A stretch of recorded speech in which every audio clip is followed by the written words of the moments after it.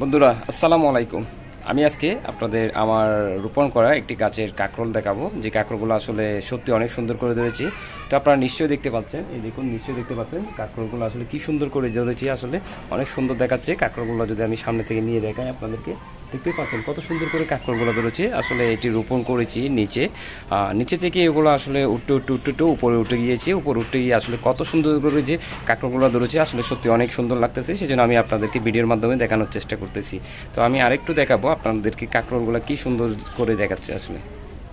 তো আমি যে কাঁকরোল গাছগুলো রুকেছি আপনাদের ফার্স্টে দেখিয়েছিলাম, যে কাঁকরোলগুলো ধরেছি আমি ফার্স্ট থেকে দেখাচ্ছি। কাঁকরোলের ফুলগুলো কীভাবে আসছে দেখছেন, কি সুন্দর লাগতেছে। ফুল থেকে এই কলিগুলো আস্তে আস্তে আসতেছে, এগুলো অনেকগুলো লালচে হয়ে আসলে অনেকগুলো মরে গিয়েছে। আসলে যেগুলো লালচে ভাব চলে আসে সেগুলো আসলে মরে যায়, আর যেগুলো সবুজ থেকে যায় সেগুলো আস্তে আস্তে বড় হতে থাকে। তো আপনারা নিশ্চয়ই দেখতেছেন কাঁকরোলগুলো কি সুন্দর করে ছোটো থেকে মাঝারি হয়েছে, মাঝারি থেকে আস্তে আস্তে করে বড় হয়েছে। তো এখানে সারিবদ্ধভাবে কি সুন্দর করে কাঁকরোলগুলো একেবারে লটকে রয়েছে। আসলে দেখতে অনেক সুন্দর দেখা যাচ্ছে, আসলে অনেক ভালো লাগতেছে, আপনাদেরও হয়তো দেখতে অনেক সুন্দর লাগবে। তো এগুলো আসলে ছাদের উপর, আমাদের ছাদের উপর যেগুলো আছে ওগুলো থেকে বিভিন্ন জায়গার মধ্যে লতা পাতাগুলো আসলে বিভিন্ন জায়গায় ওঠার কারণে আসলে এগুলো লটকে আছে।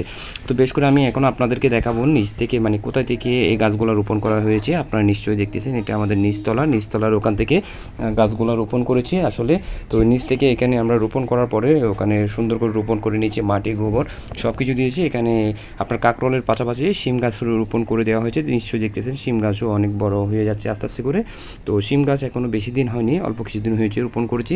তো যে কাঁকরোল চারাগুলো আমরা রোপণ করেছি নিচ থেকে, সেগুলো দেখতেছেন অনেক জায়গায় ছড়িয়ে ছিটিয়ে আছে, অনেকগুলো আসছে কলি, এখানে অনেকগুলো আসলে মরে গিয়েছে, যে গুলো ছিল অনেকগুলো ধরেছে। তো এখানে কাঁকরোল অনেকগুলো তোলা হয়েছে, অনেকগুলো খাওয়া হয়েছে, সেক্ষেত্রে কাঁকরোল খুব কমই দেখা যাচ্ছে।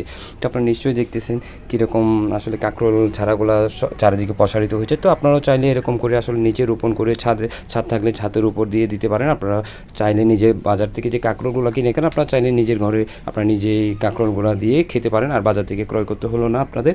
তো আসলে এটা একটু খুব ভালো একটা উদ্যোগ, আপনারা চাইলে আপনারা বাসা বাড়িতে আপনারা চাইলে এটি করতে পারেন। তো আমরা আসলে বিভিন্ন সময় বিভিন্ন যখন মৌসুম আসে, শিমের, কাঁকরোলের, ভেন্ডি, বিভিন্ন যখন মৌসুম আসে তখন ওই মৌসুমে আমরা চারাগুলো রোপণ করি। যেহেতু আমাদের অত বড় জায়গা নেই, ছোটোখাটো জায়গা যেটা আছে ওটা ফেলে না রেখে ওখানের মধ্যে চারাগুলো রোপণ করি, এবং বেশ করে চারা রোপণ করে আমরা এইসব ফলগুলো খেয়ে থাকি। এবং আপনাদেরকে দেখিয়েছিলাম ছোটো একটা নার্সারি ছিল, ওখানে মরিচ গাছ থেকে শুরু করে বিভিন্ন ধরনের ছোটো ছোটো গাছ। তো দেখতেই পাচ্ছেন চালের উপর কী সুন্দর করে রয়েছে। তো এই আমার এই বাগানটি এবং এই ক্ষেতটি আপনাদের কেমন লেগেছে অবশ্যই আপনারা কমেন্ট করে জানাবেন, এবং ভিডিওটি যদি আপনাদের ভালো লেগে থাকে অবশ্যই শেয়ার করে দিবেন। ধন্যবাদ সকলকে, আসসালামু আলাইকুম।